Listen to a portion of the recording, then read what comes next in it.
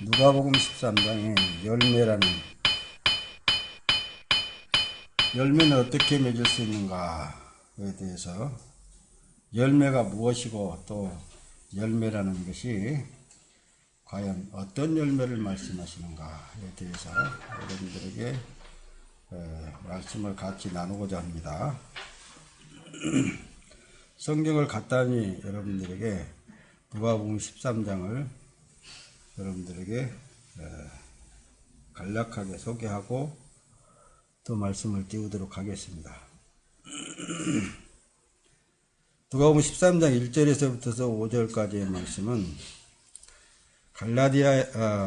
지금 이제 갈릴리 사람들이 행하는 일에 대해서 갈릴리 사람들의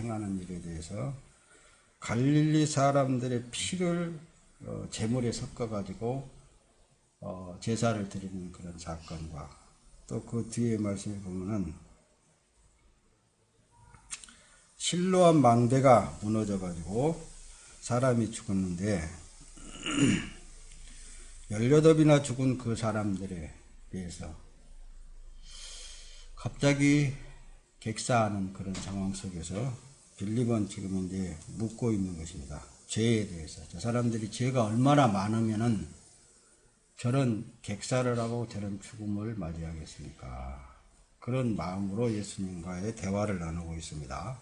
이 대화 속에 예수님께서는 그렇습니다. 저들보다도 너희들은 죄가 더 없는 줄로 아느냐, 그 얘기를 하고 있는 거예요. 죄의 분량을 따지고 죄의 어떤 질을 따지고 그러기 이전에 너희들도 돌이키지 아니하면 저들과 똑같이 될 것이다. 그런 상황을 1절에서부터 5절까지 예수님께서 설명을 하고 있습니다. 그래서 첫째, 회개에 대해서 말씀한다. 누구든지 돌이키지 아니하면, 회개치 아니하면 이와 같이 망하게 될 것이다. 그리고 이제 6절에서부터는 곧 이어서 말씀하실 때에 이제 비유적으로 말씀합니다. 비유적으로 말씀하실 때에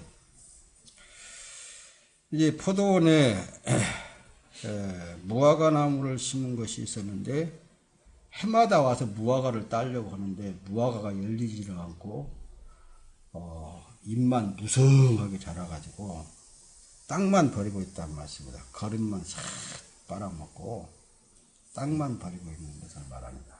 비유적인 것입니다. 지금 이제.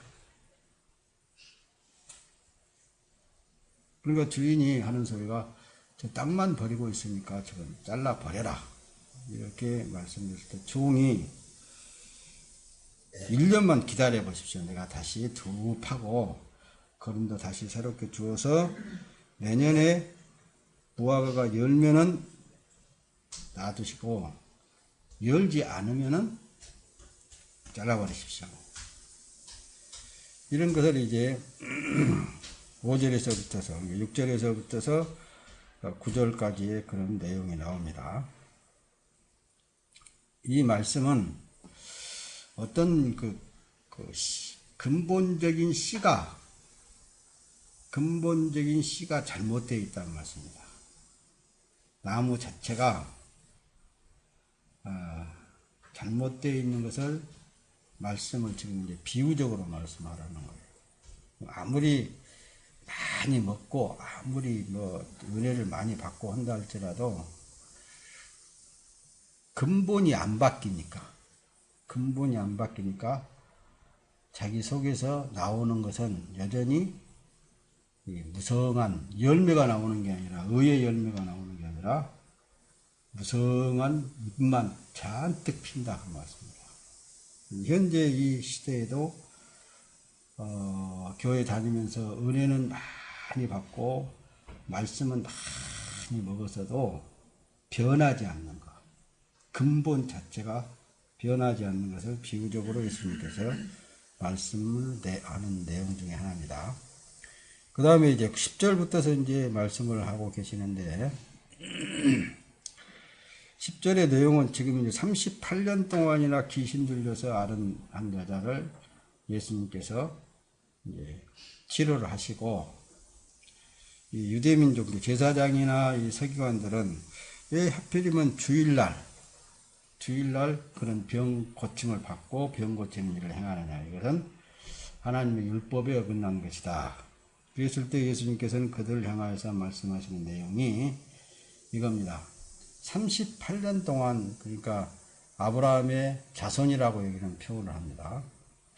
너희들은 너희 집에 있는 소나 돼지나 혹은 양이나 또 이 송아지를 풀어가지고 물을 주지 않느냐, 주일날도.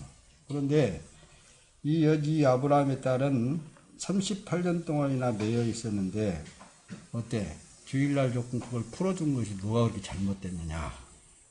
입을 아예 그냥 딱 닫아버리는. 어떤, 여기에 보면 종교적 의식이 속에 자리 잡고 있는 그 상태를 지금 지적하고 있다는 말씀입니다. 종교적인 상태. 그런 것들을 지금 이제 10절에서부터서 쭉 말씀을 지금 이제 기록하고 21절까지. 근데, 17절까지죠. 18절 내용을 보게 되면 그렇습니다. 하나님의 나라를 무엇과 비교할고 하면서 하나님의 나라에 관련된 것에 이제 설명을 합니다. 자기 밭에 자기 체전에 갖다 심은 겨자씨 하나 같으니 자라서 나무가 되어 그 가지가 깃들였느니라. 씨로 비유를 한다. 씨로. 하나님의 나라를 씨로 비유를 합니다. 하나님의 나라를 씨로 비유할 때는 그 씨가 그 마음밭에 떨어져서 싹이 나고 성장하면은 그 온 전체를 다 천국으로 덮어버린다 그 말씀입니다. 온 그러겠잖아요. 그러니까 그러면서 또 20절에 가서는 그럽니다. 내가 하나님의 나라를 무엇으로 비할꼬 마치 여자가 가루 서말 속에 갖다 둬 전부 부풀게 한 누룩과 같다. 그러니까 그 속에 앞에서는 씨를 비유적으로 말씀했지만은 천국을 제 20절에 가서는 누룩으로 비유를 합니다. 이 서말 여기는 보면은 가루 서말이라고 했습니다. 많은 쌀을 부패시켜 버리는. 그러니까 조그마한 누룩 한 덩어리가 들어가서 많은 쌀을 부패시켜 버리듯이 하나님의 나라가 그 안에 딱 떨어지게 되면은 전체 아무리 크나큰 육체라 한다 할지라도 사람이 변해버린다는 말씀입니다. 그냥 싹 천국으로 변해버리는 거예요. 이게 변하지 않는 이제 조금 역설적으로 말을 한다면 변하지 않는 것은 있잖아요. 천국이 그 안에서 누룩의 역할을 하지 못하고 또 씨로서의 역할을 하지 못. 씨가 싹이 나가지고 성장하고 그게 이제 큰 나무를 형성하지를 못하는 거라는 말씀입니다. 근데 자 여기까지 말씀을 한번 보세요. 1절에서부터 5절의 말씀을 죄라는 그런 거에 대해서 말씀을 하고 있는데 그 죄라는 존재성이 있으면은 절대로 그게 살아날 수 없습니다. 그것을 제거시켜 버려야 된다. 회개를 말하지만은 또 열매를 비유하여서 근본적인 것을 얘기한다는 말씀입니다. 그것은 아예 못 쓸 것이니까 잘라버려라 한다는 말씀입니다. 버려버려라. 그러니까 지금 말씀이 그 단락단락마다 이렇게 다른 비유적으로 말씀을 하고 있는 것 같지만은 하나를 설명하고자 지금 예수님께서는 여러 비유를 지금 이제 사용하고 있는 거예요. 그러니까 근본적인 것이 없어져 버려야 된다. 근데 이제 여러분들이 방금 이제 누룩의 비유니 이런 거 지금 이제 18절에서부터 말씀하고 있는 그 내용들을 보게 되면은 그러니까 씨가 들어가게 되면 천국에 들어가게 되면은 그만큼 성장해서 자기 자신이 변화되어 버린다. 천국으로. 누룩을 비유할 때 누룩이 한 덩어리가 들어가서 부패시켜 버리듯이 천국이 그 안에 들어가게 되면 완벽하게 변화되어 버린 것이다. 이렇게 말씀을 이렇게 이제 쭉 이제 연이어 가는 거예요. 자, 그러면서 이제 이제 상황이 좀 바뀝니다. 여기 보면 22절에 가서 보면은 상황이 바뀌는데 혹이 여짜오되 주여 구원을 얻는 자들이 적으니까 이렇게 이제 제자들이 묻습니다. 그럴 때 예수님께서 그렇습니다. 좁은 문으로 들어가기를 힘쓰라. 내가 너희에게 이르노니 들어가기를 구하여도 못하는 자가 많다. 이런 얘기를 지금 이제 말씀을 하고 있습니다. 근데 지금 이 좁은 문으로 들어가기를 구원받은 자에 대한 것을 지금 이제 크고 많고 적고를 지금 이제 제자들이 질문을 하고 있는데 이게 좁은 문으로 들어가기를 힘쓰라 그런 말씀을 지금 이제 연이어서 한다는 말씀입니다. 근데 여러분들이 앞에서 있는 그 말씀과 뒤에 있는 말씀이 상황이 조금 바뀌어 있지만은 그 뒤에 가서 근본적인 것은 구원을 말한다는 말씀입니다. 그래서 좁은 문으로 들어가기를 힘쓰라. 구하여도 못하는 자가 많으리라. 집주인이 일어나 문을 한번 닫은 후에 그러면서 그러니까 여기는 사람이 절대로 구원에 이르려고 한다 그래서 구원이 되어지는 거 아니에요. 절대로 하나님의 은혜로 되어진 거예요. 앞에 18년 동안이나 꼬부라져서 펴지 못한 한 여인을 아브라함의 이 딸이 18년 동안이나 이렇게 있었던 것을 예수님께서 펴주시고 고쳐주셨다는 말씀입니다. 온전하게 만들어주셨다는 말씀입니다. 그러듯이 처음부터서 하나님의 자녀는 있잖아요. 예수 그리스도의 은혜를 받게 되어 있습니다. 하나님의 구원에 이르게 되어 있다고 말씀입니다. 사람이 행위에 의해서 되어지는 게 아니라 절대적인 하나님에 의해서 되어진다라는 사실을 이걸 엄두에 두고 여러분들이 오늘 또 말씀을 들어야 다른 데로 흐르지 않을 뿐만 아니라 두려움이 없어지는 거예요. 자, 그리고 뒤에 가서 이제 지금 이제 좁은 문으로 들어가기를 힘쓰라. 이 좁은 문은 십자가의 길을 말합니다. 좁은 문은 십자가를 통과하지 않고는 들어갈 수 없어요. 그래서 예수님께서 제자들을 향하여서 자기 십자가를 지고 나를 따르지 아니하는 자도 내게 합당치 않다. 내 부모 처자를 나보다 더 사랑하는 자는 내게 합당치 않다. 그런 쪽으로 그 십자가의 길에 대해서 계속적으로 설명한 내용들이 이제 성경에 기록을 하고 있습니다. 자, 26절에 내려가서 그렇습니다. 그때 너희가 말하되 집주인이 문을 닫아버렸다. 그런 내용들이 25절에 소개를 하고 26절에 가서는 그때 이제 저들이 말을 하는 내용들을 보게 되면 이런 말을 합니다.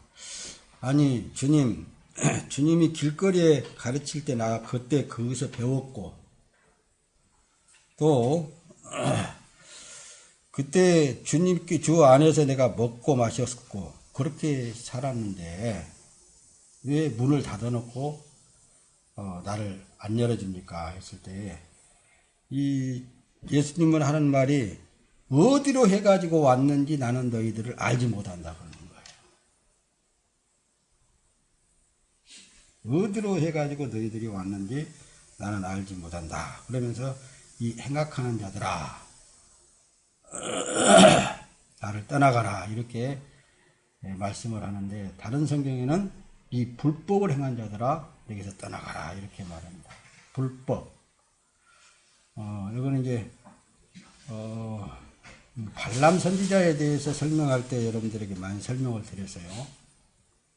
그러니까 앞에서 그 무화과 나무 열매를 맺지 않고 이파리만 무성하는 그런 거에 대해서 설명을 하고 또 뒤에 와서 이 말씀을 이렇게 연결해서 보게 되면은 같은 맥락의 뜻을 담고 있어요. 그러니까 은혜는 많이 받았어요. 은혜는 많이 받아가지고 실체의 열매는 없어. 겉에 그냥 무성하게 은혜가 많으니까 은혜를 많이 받고 보니까 막 그냥 펄펄 날리면서 하는 그런 행동들 그런 것들을 또 다시 재지적을 하고 있습니다. 그러니까 자기 멋대로 신앙생활을 하는 거예요. 근데 여러분들 지금 여기 지금 말씀을 띄우는데 5번에 내려가서 보면 하나님의 신에 끌려 사는 삶에서 삶이 아닌 자기 멋대로 하나님을 배우고 하나님을 알고 뭐 자기 멋대로 하나님을 생각하고 하나님을 믿고 사는 사람들. 근데 앞에서 좁은 문이라고 그랬단 말이죠. 좁은 문이라는 것은 자기 의지와 자기 생각은 다 버려지고 오직 주님의 의지에 의해서 살아가는 삶. 주님의 뜻에 의해서 살아가는 삶. 그게 좁은 문이거든요. 거기는 오직 십자가의 길이란 말씀입니다. 그리고 이제 쭉 넘어가서 이제 뭐 이렇게 전체적인 내용 속에 이제 31절에서 보게 되면은 이제 이 세상에 관련되어 있는 것을 기록하고 있습니다. 거기까지는 넘어가지 않겠습니다. 그래서 결론은 예수님께 붙어 있는 삶 그 자체가 열매예요. 자, 굵직굵직하게 여러분들에게 이제 앞에 이 설명을 좀 드렸습니다. 찬송 한 장 부르고.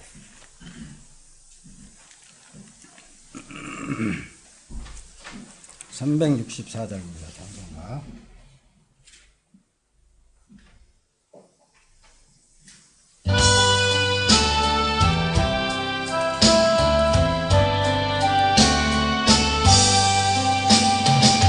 내 주를 가까이 하려 십자가 짐 같은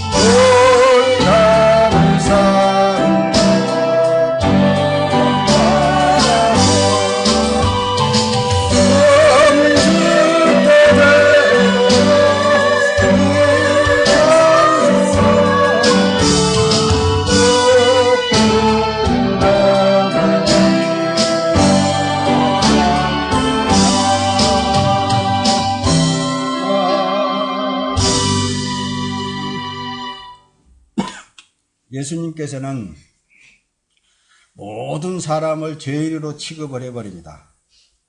그래서 의인은 없나니 한 사람도 없다고 로마서에서 바로 사도 바울을 통하여서 기록하고 있어요. 의인은 없어요. 사람에게는 의가 나올 수 없습니다. 왜냐? 근본 자체가 죄이기 때문에. 죄 속에서 무슨 의가 나오겠습니까? 그래서 회개하라, 돌이키라. 이미 도끼가 나무 뿌리에 놓였으니 좋은 열매 맺지 아니하는 나무마다 찍혀 불에 던지오리라. 근데 마태복음 이제 5장에서 또 이제 씨의 비유를 합니다. 뿌리는 자가 밭에 가서 뿌릴새, 덜어는 돌밭에 떨어지고 길가에 떨어지고 또 가시덤불에 떨어지고 또 옥토에 떨어지고 이제 그런 말씀, 씨의 비유를 말씀하고 있습니다. 그럴 때 길가에 떨어진 씨는 새들이 와서 쪼아 먹어버렸고, 돌밭에 떨어진 씨는 잠깐 견디다가 햇빛이 나니까 타져서 말라져 버렸고, 또 가시떨기에 떨어진 씨는 이렇게 무성하게 잘 자라나다가 어때요? 가시에 이렇게 딱 막혀가지고 결실을 못했다. 근데 옥토에 떨어진 씨는 30배, 60배, 100배의 결실을 했느니라. 이렇게 비유적으로 말씀을 하고 있습니다. 그러니까 뭐냐, 씨는 누구 어떤 사람에게든지 다 의의 씨가 필요하다는 말씀입니다. 의의 씨는 예수님을 말씀하던 거예요. 예수님만 의가 되는 거거든요. 근데 의의 씨를 심으려면은 자기 밭에 있는 모든 것들을 제하여 버려야 된다. 그러니까 열매를 맺지면 의가 열려지지 않냐는 그 무화과 나무는 잘라 버려라. 그리고 다시 심어야 된다. 그래서 예수님께서 바로 씨의 비유를 통해서 하나님의 나를 무엇으로 비유할꼬 하면서 바로 자기 체전에 갖다 심은 겨자씨 하나를 갖다 보이지 않지만은 예수 그리스도를 자기 안에 주인으로 모셔드리게 되면은 예수 그리스도화 되어진다. 천국화 되어진다. 그런 쪽으로 이제 설명을 하면서 바로 그 밑에 말씀에 천국의 비유, 그러니까 하나님의 나라에 대해서 어떻게 또 비유를 하고 하면서 누룩을 말한다 말씀입니다. 적은 누룩이 많은 쌀을 부패시킨 것 같이 예수 그리스도를 주인으로 영접해 드리면 자기 자신이 완전히 천국으로 변해버린다. 하나님의 나라로 변해버린다. 이런 것을 설명을 하고 있습니다. 자, 이제 땅을 개간한다. 이 개간 자체가 누가 해야 되겠어요? 하나님만이 하실 수밖에 없는 거예요. 하나님. 예. 우리는 다만 할 수 있다고 생각한다면은 자기를 포기하고 오직 주인 대신 하나님만 바라볼 따라는 거예요. 아무런 우리는 할 일이 없습니다. 여러분들이 이런 사실을 여러분들이 복음을 전할 때에도 사용하면은 틀리지 않습니다. 자, 사도행전 3장 19절에 보면 그러므로 너희가 회개하고 돌이켜 너희 죄 없이함을 받으라. 이같이 하면 유쾌하게 되는 날이 주 앞으로부터 이를 것이요. 회개라는 게 과연 회개라는 것을 어떻게 회개를 하는 것이냐. 자기가 세상을 살려고 하는 그 삶 속에서 예수를 만나는 순간부터서 바로 돌이키는 것입니다. 자, 회개, 그럼 밑으로 내려가든 한없이 내려가든 그 삶에서 자기가 180도 돌아서 위로 올라가는 것을 말한다는 말씀입니다. 돌이키는 것. 그러니까 예수를 딱 만나고 보니까 내가 가고 있는 길이 영원한 형벌로 가고 있는 길이에요. 내가 가고 있는 길이. 그러니까 예수를 딱 보니까 영생한 길로 딱 보여진단 말씀입니다. 그래서 내가 영벌에 처하는 길로 지금 가고 있는데 영생에 처하는 길이 딱 나에게 나타났다. 그것을 내가 가던 길을 멈추고 돌이켜서 영생의 길로 딱 잡아 들어가는 것이 회개라고 말씀입니다. 그러니까 예수의 복음을 전해 들을 때에 이것이 천국 가는 길이구나. 그럴 때는 이제 세상 부귀 영화 권세 이런 것들을 내가 엄두에 두고 살았던 내가 이제 완전히 바뀌어가지고 오직 예수 따라가는 삶을 살게 된다. 이건 진짜적인 회개라는 것입니다. 이 죄악된 세상을 떠나라 이 말이에요. 자, 죄에 길들여진 습관도 버려라. 구원자 예수를 만나야 된다. 자기 힘으로는 안 되는 거예요. 구원자 대신 예수를 만나야 돼요. 그래야 예수님이 도와주시죠. 그래서 예수님을 구원자라고 말씀을 하는 거예요. 자, 다시 여러분들에게 말씀을. 그래서 말씀을 실체로 보지 않는 데서 오는 오류가 있어요. 실체. 이 성경 말씀을 실체로 봐야 됩니다. 그래서 성경을 설명할 때 늘 그랬죠. 성경 66권이 다 누구에 대해서 말씀을 하고 있냐면은 예수 그리스도에 대해서 말씀하고 있다. 구약 성경에서는 그림자로 나타나 있지만 예수님이 이제는 신약에 와서는 그림자가 되신 예수 그리스도가 신약에 와서는 실체가 오셔가지고 그림자로 행하였던 구약의 일들을 다시 이렇게 내가 그때 그 말을, 그 행한 그 일들에 대해서 예수님께서 신약에 와갖고 그대로 재현을 하는 그런 예수님의 행위를 우리가 볼 때에 모든 하나님의 말씀은 실체예요. 실체. 그러니까 실체로 보지 않는 데서 오는 오류가 가장 하나님을 우상으로 섬기는 행위를 하게 된다는 거죠. 하나님을 우상화시키는 거예요.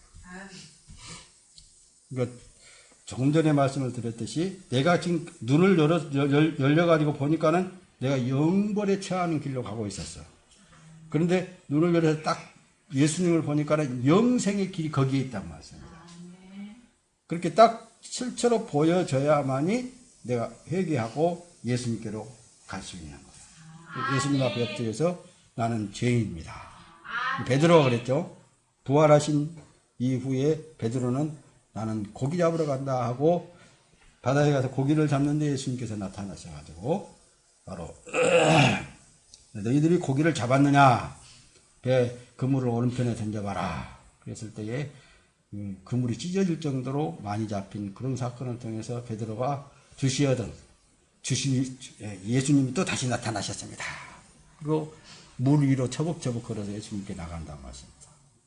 그런 사건을 기록한 내용이 바로 성경에는 기록이 되어 있습니다. 실제 죽으신 예수님, 십자가에서 죽으신 예수님이 부활하신 예수님으로 지금도 실체로 살아계셔서 누구와 함께 하는 거예요? 나와 함께 하고 계시는 하나님. 그래서 실체로 보지 아니하면은 하나님을 우상화시킨단 말씀입니다. 내 자신이 지금 현재 살고 있는 이 삶 자체가 예수 그리스도에 의해서 살고 있다는 이 실체를 자기가 믿지 아니할 때에 하나님을 우상화시킬 수 있는 거예요. 내가 살아도 주를 위하여 살고 죽어도 주를 위하여 죽는다. 이것이 성립되지 않으면 하나님을 우상화시켜 놓고 자기가 사건이 일어날 때마다 하나님을 부르짖고 하나님 앞에 도와달라고 그러고 그런다는 말씀입니다.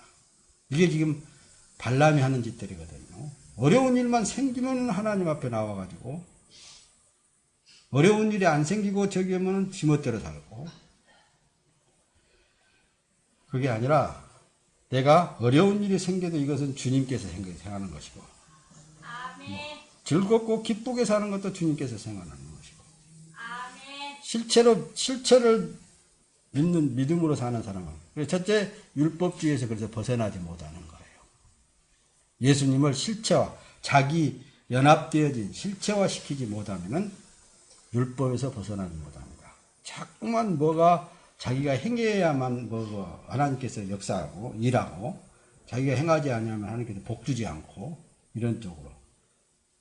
그래서 자기는 이런 율법주의에 치우치게 되면 항상 불안하고 초조하고 근심이 있고 뭔 일만 일어나면은 내가 무엇이 잘못해서 하나님 앞에 잘못해서 그런다 그러고 그런 쪽으로.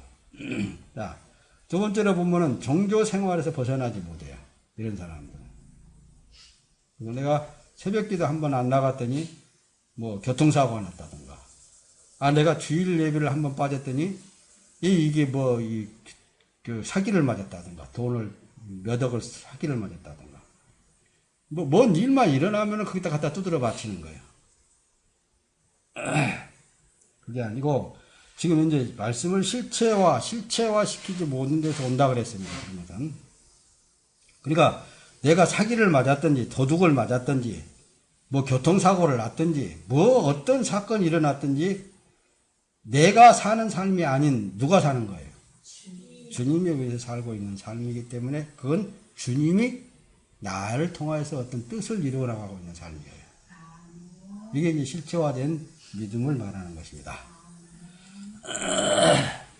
자, 열매를 이제 비유하여서 근본적인 씨를 말씀한다고 두 번째 여러분들에게 앞에 말씀을 드렸습니다. 마태복음 7장 17절에 이와 같이 좋은 나무마다 아름다운 열매를 맺고 못된 나무가 나쁜 열매를 맺나니 라고 마태복음 7장에 기록을 하고 있는데 나무 자체가 좋은 나무가 되지 못하는 것은 잘라버려야 된다. 버려버려야 된다. 그런 쪽으로.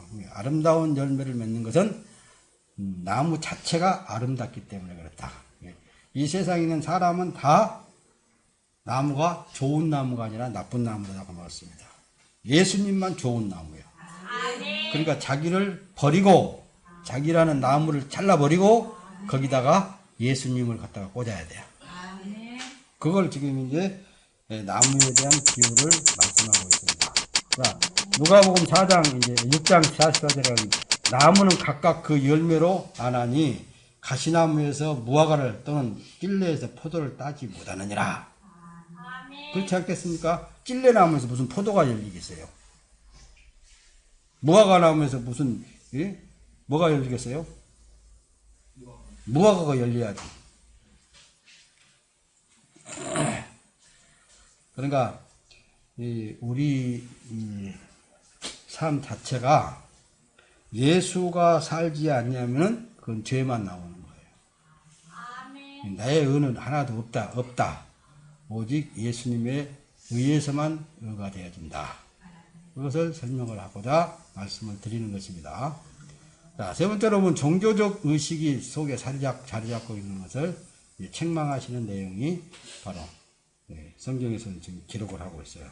예수가 천국의 시임을 표적을 보여서 말씀하십니다. 10절에서 17절 말씀을 이렇게 지금 하고 있습니다. 외식하는 자들아, 너희가 각각 안식일에나 자기의 소나 낙이나 마구에서 풀어내어 이끌어 가서 물을 먹이지 아니하느냐. 그러면 18년 동안 사단에게 매인받은 이 아브라함의 딸을 안식일에 이 매임에서 푸는 것이 합당치 아니하느냐. 그러니까 유대민족, 그러니까 제사장이나 세관은 종교의식에 딱 사로잡혀 있는 거예요.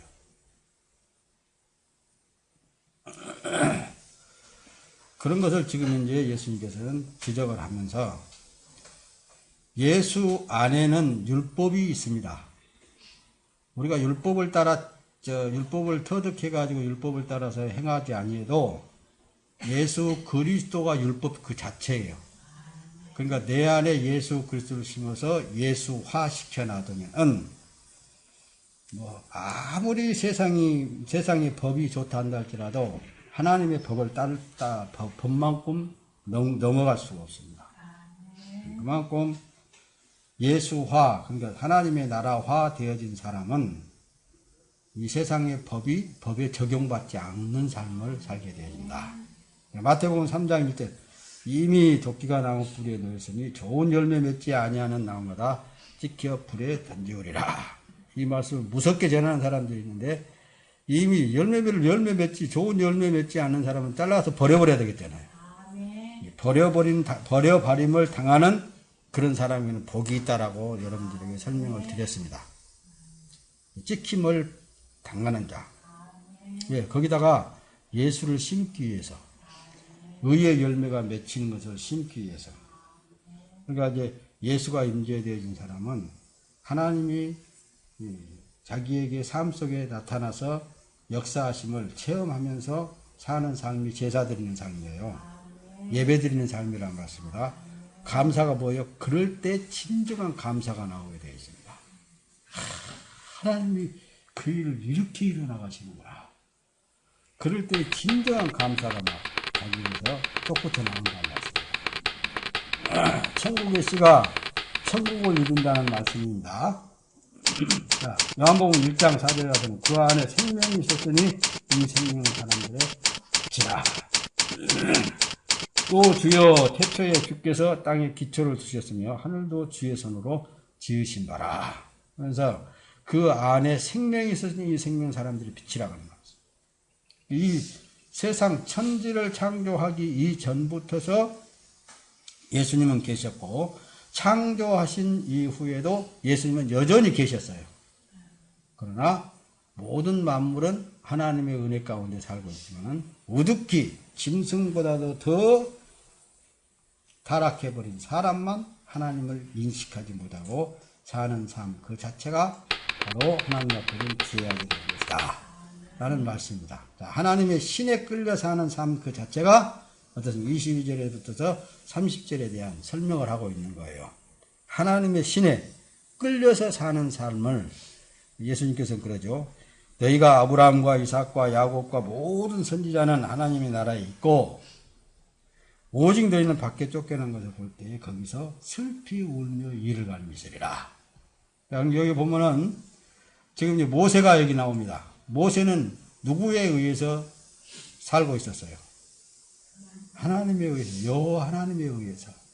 뭐 홍해도 여호와 하나님에 의해서 갈라지고, 절대적인 하나님에 의해서 앞서가신 선진들, 여기 나와 있듯이 뭐 아브라함과 이삭과 야곱과 모든 선진들. 또 뒤에 보면 여기는 지금 여기 기드온이라고 나와 있습니다. 기드온도 역시 어때요? 하나님의 신에 끌려서 사는 삶이었어요. 여기는 지금 이제 세례 요한입니다. 세례 요한. 세례 요한도 역시 하나님의 신이 임재되니까 세상과는 타협하지 않고 광야로 나가서 약대 털옷을 입고 하나님의 신에 끌려서 회개하라. 천국이 가까웠느니라 라고 말씀을 외치는 삶. 자, 아브라함은 어떻습니까? 아브라함도 역시 하나님의 신에 끌려서 나아가는 삶을 살게 되는 거예요. 이런 선진들은 자, 하나님의 나라에 있고 너희들은 밖에 쫓겨난 것을 볼 때에 이를 갈미시라. 이 말씀은 지금 현재의 예수 그리스도와 나와 연합되어진 삶 자체가 되어지지 아니하는 것은 그게 바로 하나님께서 그 주님 앞에 설 때에 나는 어디로서 너희가 왔는지 도무지 알지 못하노라. 이 불법을 행한 자들아 너에게서 떠나가라. 아이고 주님, 내가 주의 이름으로 귀신도 쫓아내고 주의 이름으로 많은 능력도 행하였고 또 길거리에서 가르칠 때 내가 예수님 앞에 무릎 꿇고 앉아가지고 배웠고 그랬는데 어떻게 내가 잘못했단 말씀입니까? 그런 소리가 나올 때가 있을 거라고 말씀입니다. 그러기 이전에 나나 잘하자. 나하고 누구하고 연합되어야 된다고요? 하나님하고 연합되어야 돼요. 예수님하고 연합되어야 돼요. 예수님에 의해서 살아가는 거예요. 그러면은 누구도 간섭받을 일도 없고 누구에게 간섭받을 일도 없고 누구를 간섭할 일도 없는 거예요. 왜?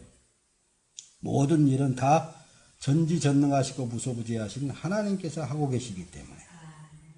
그런데 모든 일을 간섭하는 걸로 인해서 많은 사람들이 고난을 받게 되고 고난을 또 주게 된다는 말씀입니다. 자, 마지막으로 이제 말씀을 마치도록 하겠습니다. 최종적인 것은 열매는 예수님을 맺는 거예요. 자기 안에 예수님을 갖는 거예요. 그리고 자기는 없어지고 예수님이 나와야 돼요. 예수님이 그 안에서 성장되어야 돼요. 예수님화 되어져야 된다 그 말씀입니다. 그래서 예수님께서 요한복음 15장에 바로 포도나무의 비유를 말씀한 거예요. 그래서 예수님께 붙어 있는 삶이 열매예요. 내가 예수님께 붙어 있으면은 열매가 되는 거라니까요. 내 자신이 열매가 되는 거예요. 자, 보세요. 요한복음 15장에 내려가서 보면 그러죠. 나는 포도나무요. 예수님이 그런다면서. 예수님은 포도나무요. 내 아버지는 농부다. 하나님은 농부로 표현합니다. 예수님께서는 포도나무인데 농부를 하나님 아버지로 표현한다는 말씀입니다. 그리고 우리를 뭐라고 그러냐면 가지들로 표현해요. 너희는 가지다. 근데 가지가 포도나무에 붙어 있지 않으면 밖에 버리워져서 말라져 불에 태운다 그랬죠. 그러니까 붙어 있으면은 많은 열매를 맺나니 그런 쪽으로 이제 요한복음 15장에 설명을 하고 있는 거예요. 그러니까 우리가 예수님과 붙어만 있으면 되는 거예요. 그럼 어떤 열매가 맺느냐? 뒤에 가서 말씀을 보게 되면은 오직 성령의 열매는 하면서 성령의 열매를 말합니다. 자, 보세요. 네, 그러기 이전에 요한복음 14장 20절에 가서 그날에는 내가 아버지 안에 너희가 내 안에 내가 너희 안에 있는 것을 너희가 알리라. 그러니까 여러분 보세요. 결론은 열매 맺는다. 이것은 열매는 예수님께 붙어 있는 것이다. 예수님이 어때요? 주시는 영양분, 공급을 따라서 나는 살아있는 존재일 뿐이다. 그렇잖아요. 포도나무 원뿌리에서 나오는 것을 빨아먹고 사는 것이 가지거든요. 그걸 먹어야만이 열매를 맺는 거예요. 어떤 열매를? 성령의 열매를 맺는다고 말씀입니다. 그래서 이제 예수가 내 안에서 말씀의 열매가 열려지게 되는데 우리 교회 표어가 뭐라고요? 나나 잘하자. 내가 성령의 열매로 살아야 돼요. 먼저 이사야 5장 1절에 보면 내가 나의 사랑하는 자를 위하여 노래하되 나의 사랑하는 자의 포도를 노래하리라. 나의 사랑하는 자에게 포도원이 있으며 심히 기름진 사내로다. 아가서에 보면 우리가 일찍이 일어나서 포도원으로 가서 포도 우음이 돋았는지 꽃술이 펴졌는지 석류꽃이 피었는지 보자. 거기 가서 내가 나의 사랑을 내게 주리라. 그러니까 하나님의 사랑을 많이 받아야 되겠잖아요. 이사야 선지자가 말씀했듯이 포도를 열매 맺게 하시는 이가 누구예요? 하나님이 하시는 거예요. 포도원에 가서 걸음 주시는 이가 누구예요? 하나님이 하시는 거라니까요.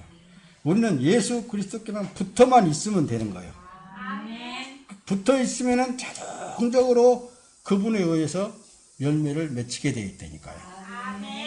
그 열매 자체가 뭐 늘 말하잖아요. 고린도전서 3장 9절에 보면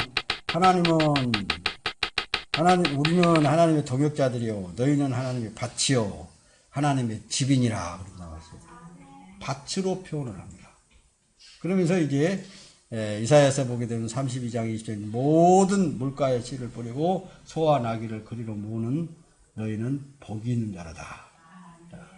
이 뒤에 이제 땅에 옥토에 떨어지는 씨에 대해서 혹 100배, 60배 뭐 말씀한 이 열매는 누구의 것일까? 누구의 것이에요? 하나님의 것입니다.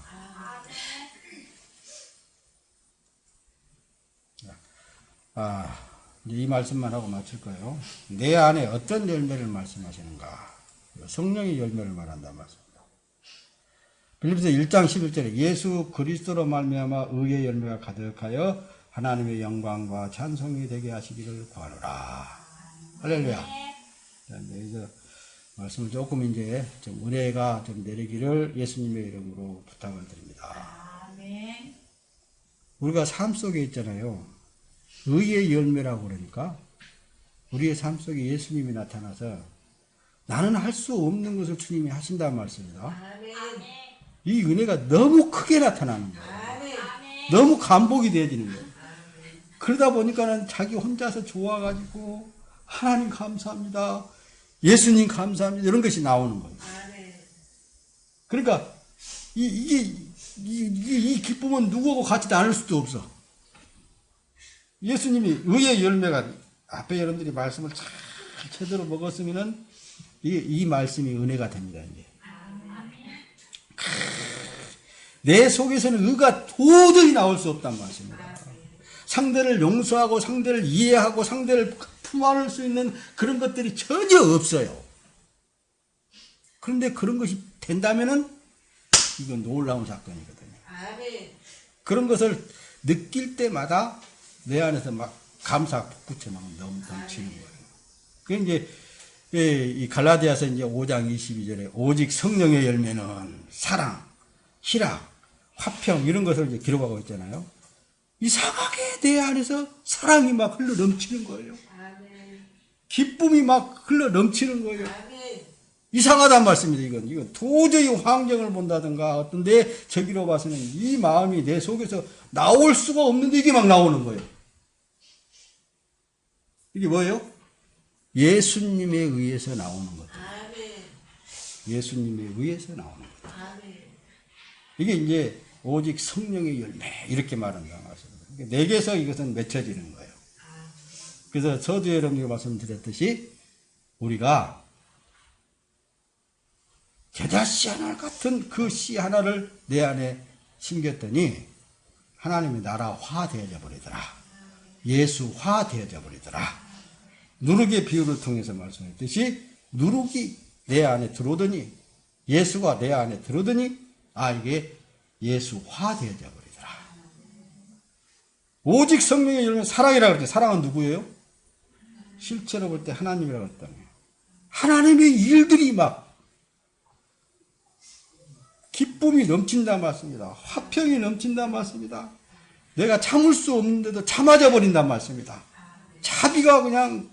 자비가 베풀어져 버려. 그냥 양성이 막 충성이 나와버리고 온유하고 절제하고 이런 것들이 내 속에서부터 막 솟구쳐 나온단 말씀이다. 이게 발생되어지는 거예요. 이건 내 것이 아니거든요. 이건 내 것이 아니에요. 이건 누구의 것이에요? 주님의 것이란 말씀입니다. 요거에 나오니까 모든 사람들을 막 기쁘게 하고 평화하게 만들고 소망을 주고 기쁨을 주고 막 이런 것들만 적었잖아요. 어떤 사람들은 그러더라고요. 거기서 내가 아닌 것이 자꾸만 나와가지고 그래요. 그런 사람들이 있더라고. 근데 그 속에서 뭘 나오는 것을 보려고 하나님의 그 어떤 그 열매의 사랑과 희락과 화평과 오래 참음과 이런 것들이 나오면은 모든 사람들을 천국을 만들어 버린다니까요. 근데 그 속에서 나오는 것이 뭐가 나오느냐? 반대로 나오는 거예요.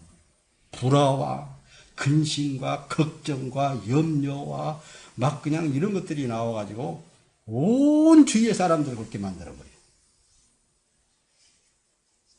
그게 그런 게 난 참 하나님 이상합니다. 이상합니다. 도대체가 씨가 예수가 들어가 있는 씨라고 그러는데 왜 이런 게 나오지 않느냐? 아직 씨가 싹이 안 나서 그런가? 싹조차 틔우지 못한다면 이거 문제가 되잖아요.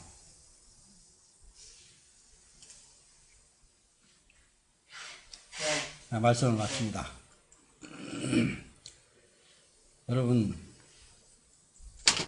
예수 따라가는 삶은 기쁨이 있습니다. 소망이 있는 거예요.